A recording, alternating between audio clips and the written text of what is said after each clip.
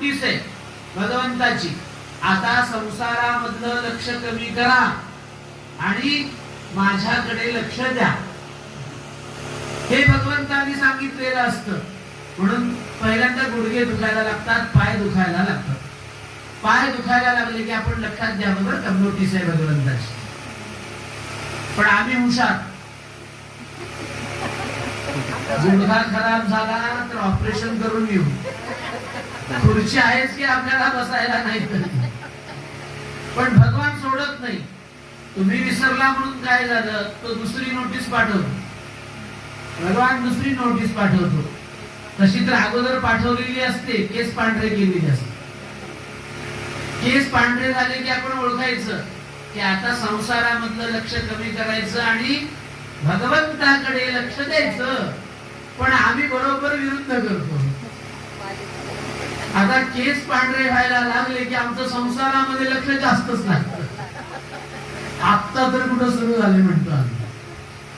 आणि आम्ही हुशार, ती नोटीस मोडून टाकण्याचा प्रयत्न करतो. म्हणजे काय, केस पांढरे झाले की आमची नित्याची रंगपंचमी आहेच की काय, भगवंताची नोटीस आहे. भगवान म्हणाले तुम्ही पुसून टाकलं तर मी तिसरी नोटीस पाठवणारच आहे. तिसरी नोटीस असते भगवंताची, दातावर येते बघा. आता तरी सावध व्हा.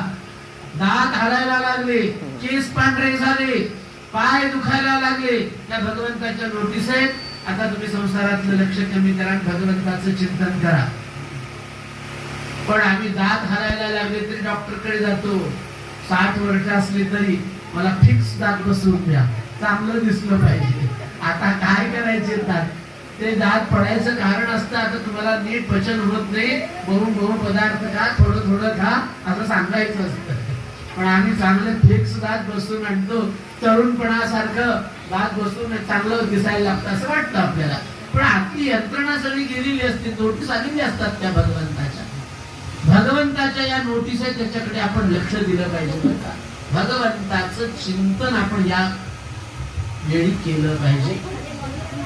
या गजेंद्राचा पाय पकडला म्हणजे